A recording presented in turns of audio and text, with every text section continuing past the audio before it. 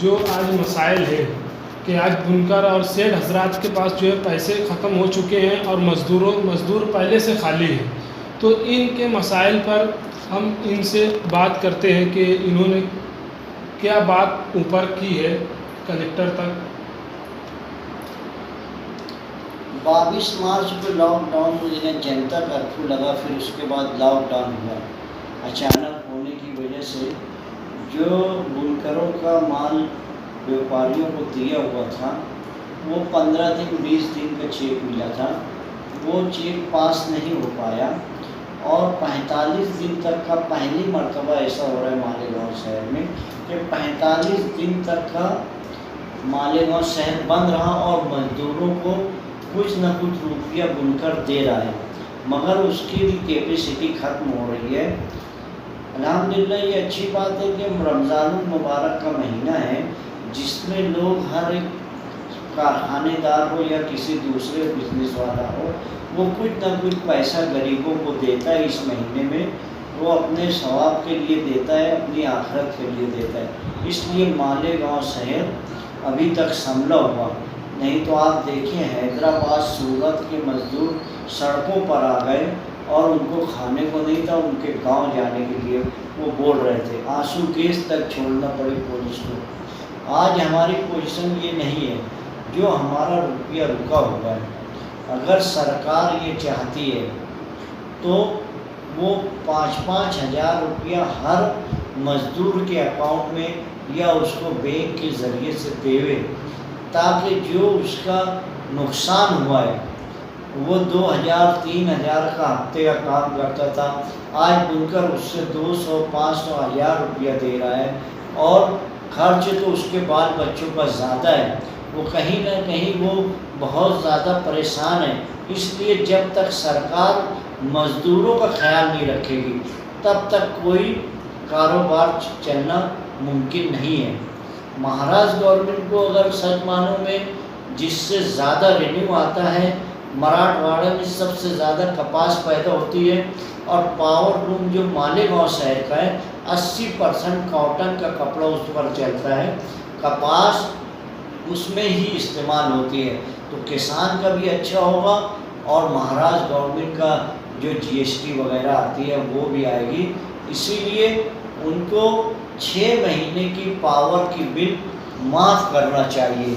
6 महीने का पावर का बिल माफ़ करेगा, जैसे किसानों की बिल नहीं लिया जाता है और उनकी खेती किसानों की चलती रहती है, उसीलिए पावर लूम के खुसूसी तौर से महाराष्ट्र गवर्नमेंट जो सब्सिडी देती है उसको माफ़ करना चाहिए। ऐसा ताल्लुका मालेगांव संघर्ष समिति और 11 बुनकर तंजीमों से मैं महाराष्ट्र गवर्नमेंट से गुजारिश करता हूँ 5-5 हज़ार रुपया मजदूरों को भी दे और ये भी माफ़ करें।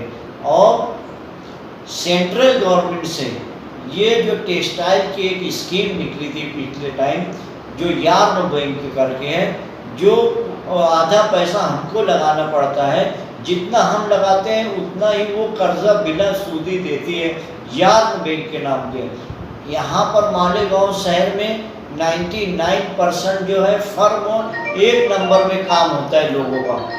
इसीलिए सरकार अपने ऑनलाइन देख लेवे कौन सी फर्म का कितना टर्नओवर है, कितना लेन देन है, उसके हिसाब से मालेगांव शहर में इंडस्ट्रियल सोसाइटी में जो ऑफिस है सेंट्रल गवर्नमेंट का, उसमें आसान तरीके से यहीं बैठे बैठे वो कर्ज़ों बिना सूदी दी जाए, ताकि शहर का, महाराष्ट्र गवर्नमेंट का और देश का कारोबार फिर पटरी पर आ जाए। यही तरीक़ेकार सही रहेगा, नहीं तो इतना दिन बंद होने के बाद इस शहर का कारोबार चालू करना ये नामुमकिन दिखता है, क्योंकि हालात बहुत ख़राब हो चुके हैं।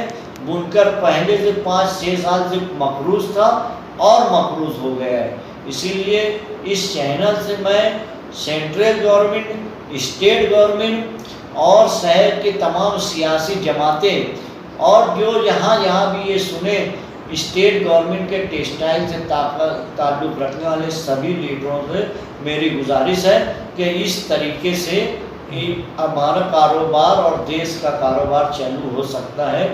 इतना ही कह के आज मुझको बुलाया गया था पूछा गया कि यार कैसे शुरू होगा। प्रशासन, जिला एसपी मैडम साहिबा थी और एसपी साहब, डिप्टी साहब सभी लोग थे। मसावरात चौक से हमसे पूछा गया तो हमने कहा कि साउथ में केरला, तमिलनाडु, कर्नाटक, आंध्र प्रदेश और महाराष्ट्र और गुजरात की जो स्पिलिंग मिलें हैं वो चालू हो जाएगी तो इसका रॉ मटेरियल मिलेगा। और पाली, बालोतरा, सूरत, अहमदाबाद, मुंबई, कलकत्ता ये मंडियाँ शुरू होगी तो हमारा कपड़ा वहाँ जाएगा। ये जब तक साइकिल नहीं शुरू होती इस शहर का कारोबार चालू करना नामुमकिन रहेगा, ऐसा उनको बोला गया। एक मसला ये भी है कि मतलब पावर बिल जो अभी एवरेज पावर बिल आ रही है, तकरीबन तमाम पावर लूम की एवरेज पावर बिल आ रही है पिछले महीने के हिसाब से, तो आप उन लोगों को क्या मैसेज देना चाहोगे कि कहीं वो पावर बिल भरे या ना भरे, उसके लिए क्या नुमाइंदगी होगी? 22 मार्च से पहले जो रीडिंग है और उसके बाद पावर लूम बंद हो गया है तो किसी भी तरीके की एवरेज बिल कोई बुनकर ना भरे, क्योंकि हम चालू होगा प्राइवेट कंपनी को लाएंगे, उससे रेटिंग लिया जाएगा और उतना ही बिल भरा जाएगा। और बिल कब भरा जाएगा ये हम आज नहीं बोल सकते, क्योंकि हमारा कारोबार बुनकरों के पास रुपया खत्म हो गया है। इसलिए इस चैनल के माध्यम से मैं ये बोलूँगा प्राइवेट कंपनी को कि किसी के ऊपर जोर ज़बरदस्ती ना करे, किसी का मीटर ना काटे। पावर का बिल जो बाकी है पहले कारोबार शुरू होगा, उसके बाद पावर का बिल भरा जाएगा। और हमारी गुजारिश है 6 महीने का बिल माफ़ करने का। अगर सरकार हमारी बात रखेगी तो वो सरकार उसको पेमेंट दे देगी। बुनकर और मजदूर के बीच में अभी कुछ इलाकों में अनबन है, तो आप उन लोग बुनकर और मजदूर हजरात को क्या कहना चाहोगे जो मतलब कंप्लेन करने के लिए किसी ओहदेदार के पास जा कर के अपने मालिक की कंप्लेन कर रहे हैं? ऐसे कुछ ही मजदूर हैं, ज़्यादातर मजदूर जो आपस में समझ बूझ करके काम कर रहे हैं। देखिए, मालेगांव शहर में कोई पैदाशी सेठ नहीं है। जिसका 2 लूम था वो 4 हुआ, वो पहले उस लूम पे मजदूरी किया, उसके बाद कारखाना बनाया। इसलिए जो मजदूर है वही सेठ बना है। इसलिए मजदूर का चोली दामन का साथ है ये शहर में। ये जो भी झगड़ा हो रहा है उसको मेरे पास कुछ का फ़ोन आया तो मैं बोला समझ कर ले लो, अगर तुमको कुछ कम पड़ता है तो भी ले लीजिए। जब चालू होगा उस वक्त तो हम बैठ के बात कर लेंगे कि भाई हमारा नहीं चला, ये जो कुछ भी प्रॉब्लम है। आज हमें शहर को भी बचाना है, अमन कायम रखना है, लोगों को घर में चूल्हा जलता रहे ये कोशिश करना है। हम ईद का कपड़ा या चप्पल जूता नहीं लेंगे, मगर गरीब लोगों को घर का चूल्हा जलता रहेगा, ये हमारी कोशिश रहेगी।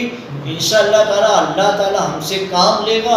हम खुदा नहीं है कि हर एक का घर देख सके, मगर हम कोशिश यही करेंगे कि अल्लाह ताला हमको इतनी ताकत देवे कि हर लोग का, जैसे सब लोग को रिस्क देता है, एक पत्थर के अंदर एक कीड़ा रहता है उसको भी अल्लाह ताला रिस्क देता है। हर एक का रिस्क लिखा हुआ है, कोई भी उलझाव पैदा ना करे। अमन के साथ जितना सेठ देता है समझा बुझा कर, ज़्यादा लोग कम लोग, मगर उतने हमने आपस में तालमेल कर करें, अमन कायम रखें। इंशाअल्लाह बहुत जल्द हो, जब रात होती है तो सुबह भी होती है, ये बात ध्यान रखिए। आज हमारी काली रात है, इंशाअल्लाह कल सुबह होगी। इस शहर का, इस देश का सब कारोबार सुधरेगा। ठीक।